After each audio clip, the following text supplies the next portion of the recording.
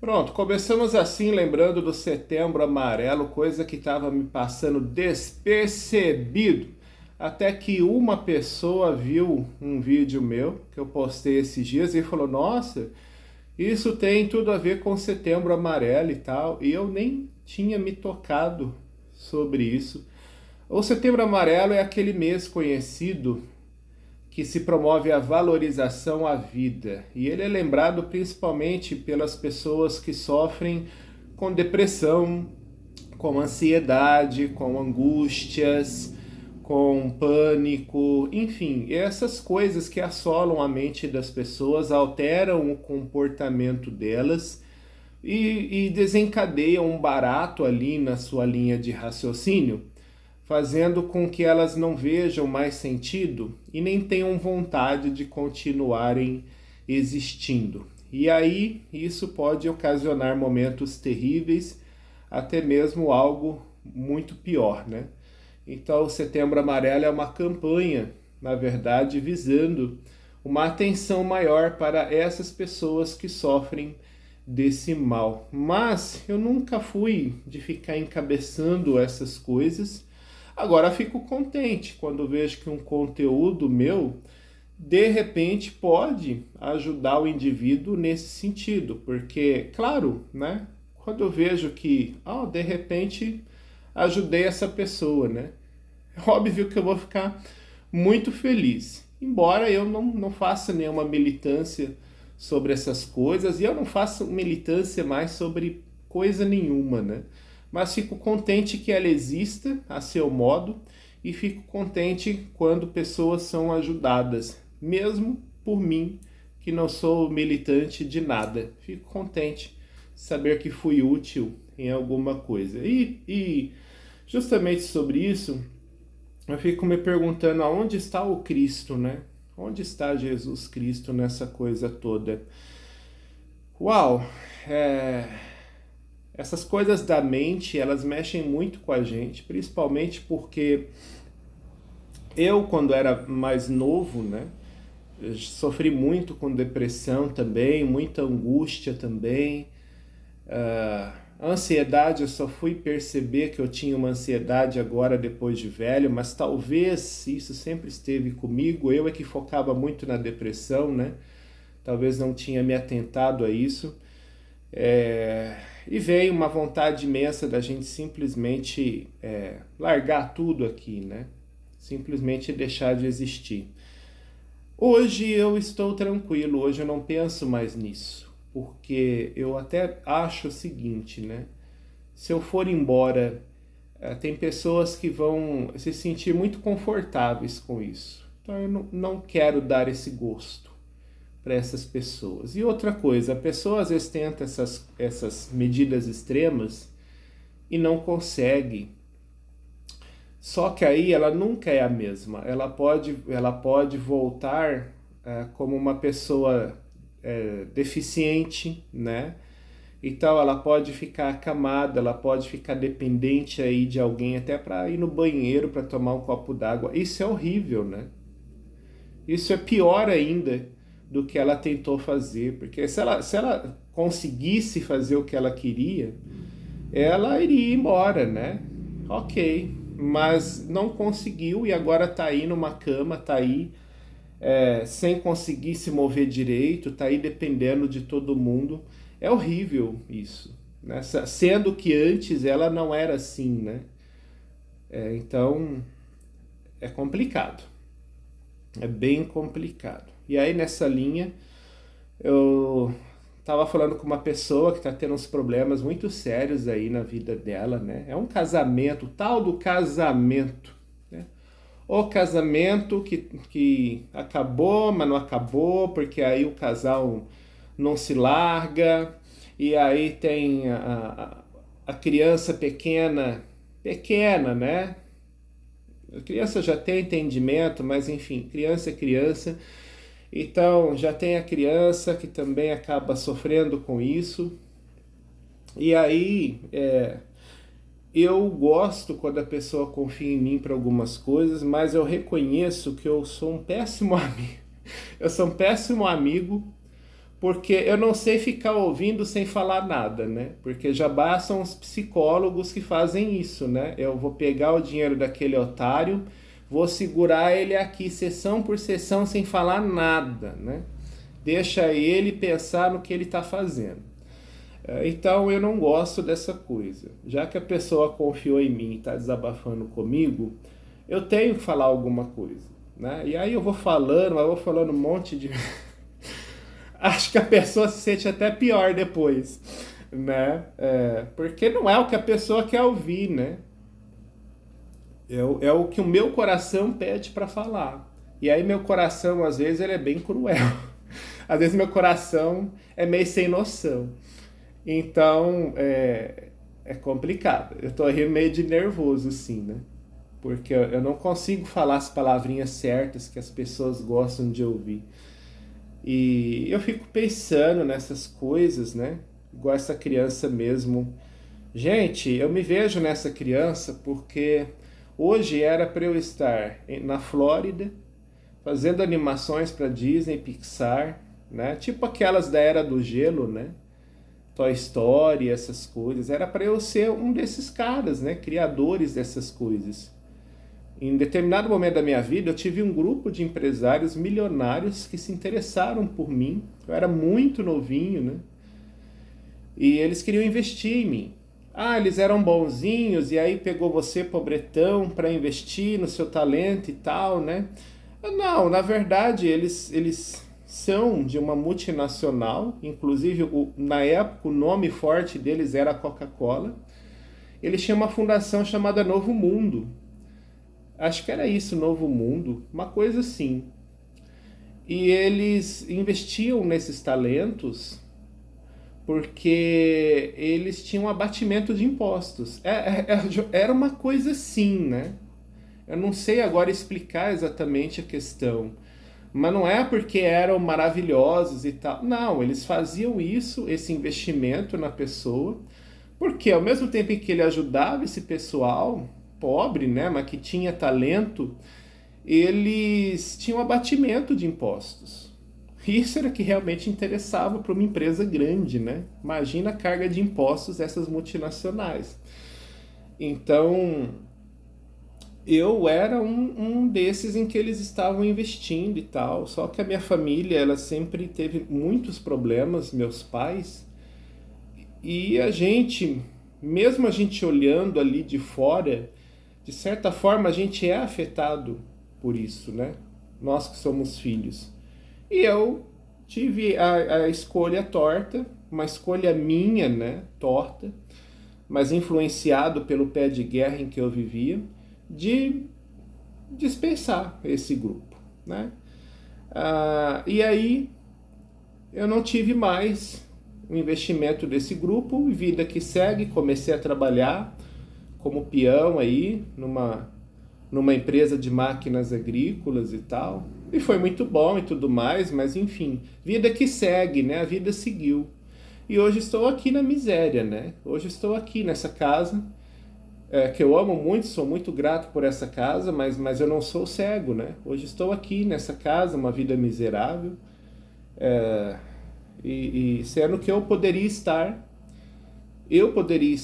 hoje sendo um dos maiores nomes da Disney Pixar do mundo, né? Então, para você ver como que as brigas entre pai e mãe, marido e mulher, né? Como que isso interfere na vida da criança.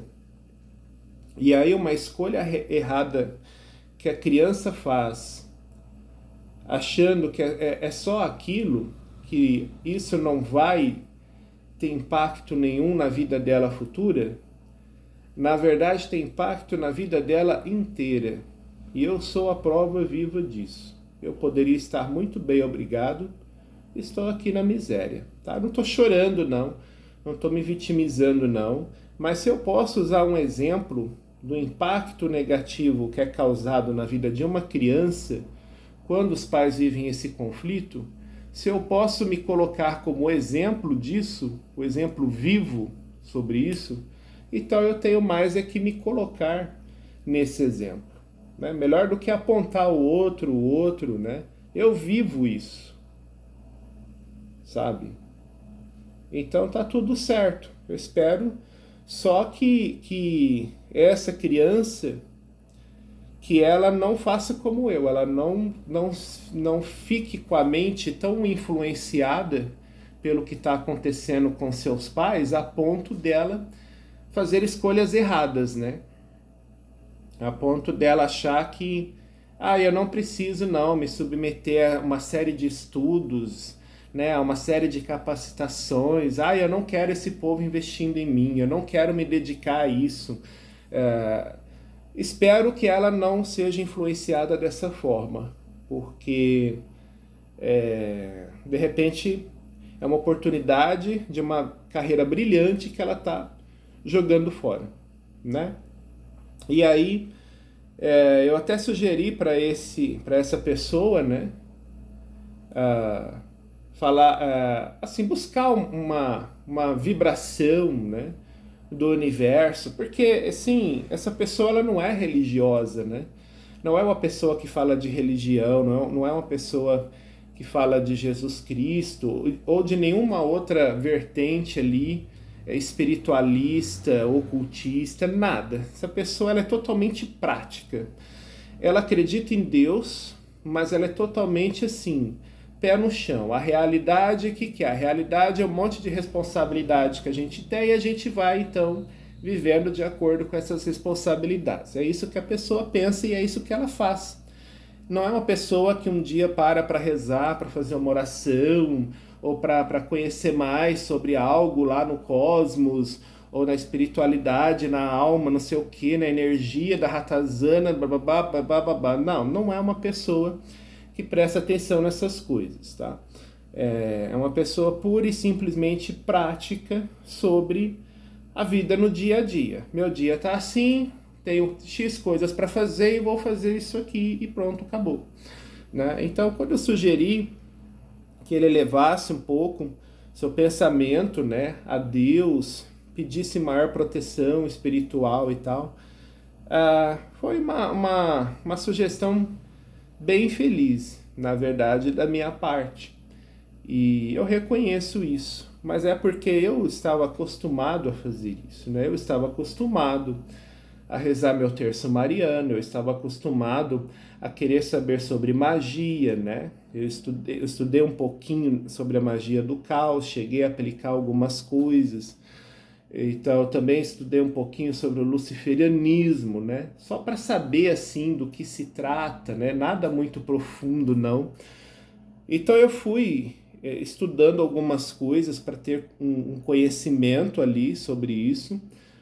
O que eu poderia aplicar, fui aplicando, porque eu sou aquela pessoa que eu gosto de ver na prática se isso é real, se tem algum efeito ou não. Agora, tem muitas coisas que não, né? É melhor não mexer com isso. Mas eu sou aquela pessoa que dava bola para essas coisas. E no fim das contas, eu fiquei anos e anos rezando o terço mariano, porque ele foi a minha terapia. Ele foi o meu psicólogo, ele foi o meu psiquiatra. O terço mariano do padre Antônio Maria, da TV Aparecida, foi o tratamento que eu precisava para melhorar, né?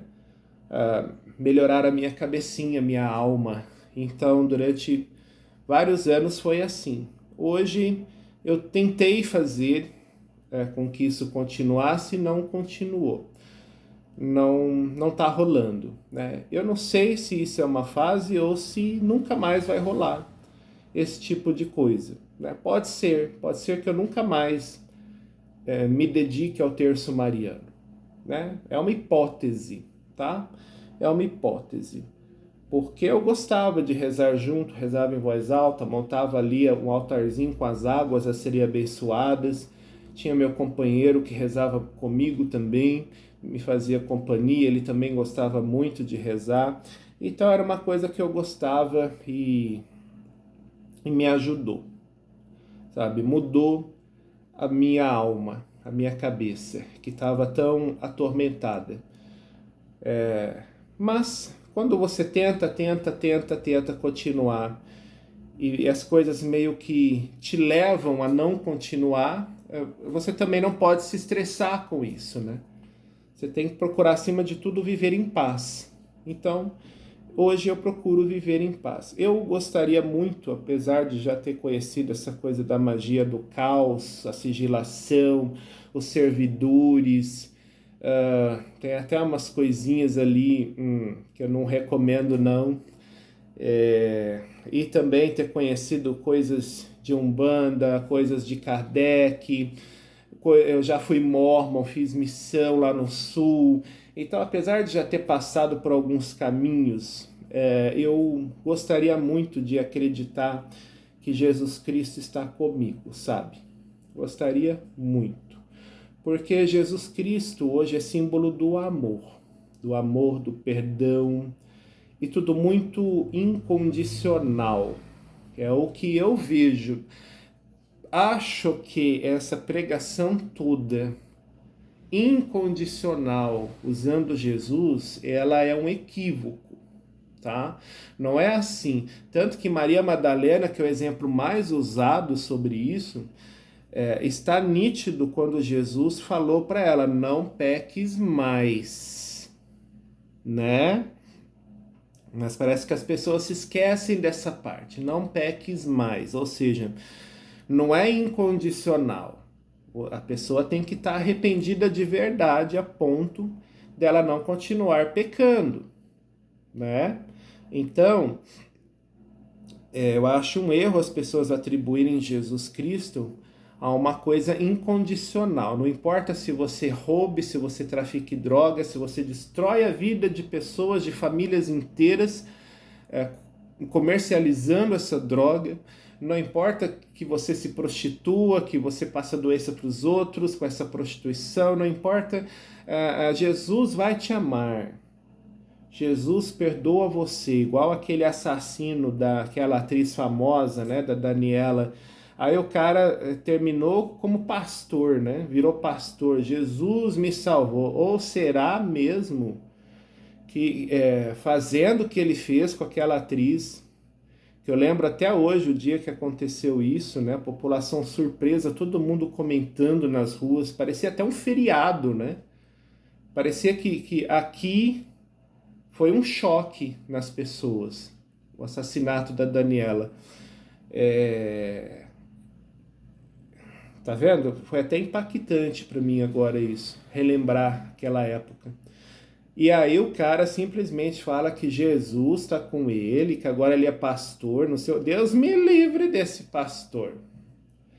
Deus me livre, bem. Deus me livre. Tá, Deus me livre. Mas assim como ele, tem tantos por aí, né? Uma vida de crime e depois, Jesus está comigo, né? E quem sou eu para falar que não, né? Quem sou eu para ficar aí destruindo, de repente, o único norte que a pessoa tem para não continuar nessa vida de crime, né? De repente a pessoa precisa acreditar nisso para ela se tornar aí um cidadão de bem, né? Então eu prefiro deixar a pessoa acreditando nisso. Prefiro deixar a pessoa acreditar que ela é a nova amiguinha de Jesus Cristo. Deixar ela, gente. Pelo menos ela tá na dela ali, tá inofensiva, né? Tá falando de bem, de amor, então tá. É isso que importa. Então, deixa. E aí, se ela é amiguinha de Jesus Cristo ou não, é uma outra conversa, né? Talvez, sei lá, a gente não conhece o Cristo, né? Quem sabe, né? De repente ela é mesmo. E é por essas coisas que eu fico assim pensando, né? Eu gostaria tanto de poder contar com Jesus Cristo, né? Mas ao mesmo tempo eu vejo que isso é um egoísmo, porque a gente quer Jesus Cristo, mas a gente não quer melhorar como ser humano. E aí entra nessa coisa da religião, né? As pessoas acham que a religião tem que se moldar a elas. É errado isso. É você que tem que se moldar à religião. Porque é você quem está precisando, você quem está aí procurando por uma religião. Então é você quem tem que se moldar à religião. Não é a religião que tem que se moldar a você. Sabe? Então eu nem me atrevo mais a ficar pensando em Jesus Cristo como se fosse assim alguém que estivesse em afinidade comigo, porque eu não sei. Eu sou gay, né? Isso já é assim um pecado que igreja nenhuma passa a mão. Hoje em dia a católica com o padre, que eu chamo aquele padre que foi embora agora, Papa Francisco, né? Papa Francisco tentou dar uma suavizada nisso, né? Ele fez o que ele pôde, na verdade, né? Ele quis fazer com que os gays vissem que a igreja está lá para todo mundo, inclusive para eles, mas ao mesmo tempo a igreja falava: você não pode fazer esse pessoal achar que eles terão os mesmos direitos que qualquer outra pessoa, porque eles são o pecado em pessoa. Eles podem até ir, mas eles não vão receber determinadas bênçãos, eles não podem ter determinadas ações ali que os outros terão. Então o Papa Francisco tentou assim, né, adaptar a igreja à população homossexual. Eu reconheço isso, sempre vi isso nele, né? Agora, eu não sei até que ponto isso foi bom, porque a população é tão burra que quando ele falava que a igreja está ali, que eles poderiam ir, a população já entendia outra coisa, sabe? Eles entendiam que podiam casar na igreja. Eles entendiam que a igreja está ali para tudo que eles quisessem. Não, ele nunca falou isso. E aí que eu vi o perigo naquelas afirmações dele. Porque eu entendi o que ele estava falando, mas as pessoas, em geral, estavam entendendo outra coisa. E aí que estava o perigo da situação. Ele queria ajudar, mas na verdade ele não estava ajudando. Sabe? E que Deus o tenha, né? Porque ele tentou agregar mais pessoas, ele tentou fazer com que as pessoas se sentissem bem com o catolicismo, né? Ele tentou, mas o catolicismo ele é cruel, tá? O catolicismo raiz, ele não é fofo, tá? Ele é uma coisa praticamente ali inquisidora. Tanto que você vê, se você lê a Bíblia, as Escrituras, e até a Record, né? Embora falar, a Record muda muita coisa, não seguir pela Record, mas você tira um grosso ali do que está nas Escrituras, assistindo as novelas da Record. Cara, você vê que o Altíssimo, ele é cruel. Se você não andar na linha aqui, ó, tu roda, entendeu? Você roda bonito. E agora eu tô vendo essa série Paulo, né? Você continua tendo essa impressão sobre o catolicismo. É sofrimento, é dor, né? Uma igreja alicerçada nisso, na dor, no sofrimento dos seguidores de Jesus Cristo. Oh, que é isso? A gente não sabe nem o que pensar a respeito. E aí você vai pensar o que? Está ali testificado nas escrituras. Aí você vai ver a novela, apesar das mudanças que sempre dizem, mas ao grosso você capta que está ali também. Rapaz, sabe? Então, eu acabo não sabendo mais o que pensar sobre Jesus Cristo, sabe? Gostaria muito, né? Eu penso em Jesus Cristo como símbolo do amor, do perdão. Agora, Jesus, eu penso, né? Não gosta de mim porque eu não ofereço minha outra face. E eu vejo que essa história de você ficar perdoando o outro, na verdade, faz mal para você, porque o outro te tira para otário, tá? E você fica aí nessa coisa de perdão e você logo vai ter o próximo problema na tua vida. Logo você vai ser azucrinado de novo. Você vai ser ali atormentado de novo. E perdoa e perdoa. Em respeito a Jesus Cristo, eu não vou falar aqui um palavrão. Mas assim, já saí dessa vertente de perdão, tá? Ó, não sou Cristo. Quem perdoa é Cristo. Eu não sou. Quem dá outra face é Cristo. Eu não dou, não. Eu quero paz. Eu sou uma pessoa pacífica. Então eu não quero problema com ninguém. Não guardo raiva, não. Mas assim, A partir do momento em que eu corto pessoas da minha vida, eu corto. E não vem com histórias bíblicas para me convencer do contrário, não. Porque aí eu viro o capetão, sabe? Por isso temos os dois extremos, né? O céu e o inferno. Talvez para a gente saber dosar isso. Talvez porque a gente tem que ser um pouco disso. Sabe? O luciferianismo veio para dar esse contraponto. O luciferianismo faz você pensar em você, em primeiro lugar. Você tem que se cuidar, você tem que se capacitar, você tem que cuidar de você, você tem que ter um dinheiro para você, você tem, sabe, a autoestima, é você investir em você para depois você ver o que você pode fazer para o outro. E o outro quem? O outro que você quiser. Não vem com essa história de que a gente não pode ter distinção, discriminação. O luciferianismo te deixa à vontade. Você quer ajudar, você ajuda. Mas você não precisa. Quem que ajudou você? Você tem que lembrar. Quem te deu a mão, quem que ajudou você, entendeu? Essas pessoas você tem que lembrar. E você tem que ser fiel a essas pessoas. Custe o que custar. Fidelidade é um dom e ela abre portas. Tá? Então você tem que ser fiel às pessoas que te ajudaram de alguma maneira. Mas você não tem que ter amarras, principalmente com pessoas estranhas. Essa coisa de fazer o bem sem ver a quem. O luciferianismo não te apoia em nada disso, não. Ele te deixa livre.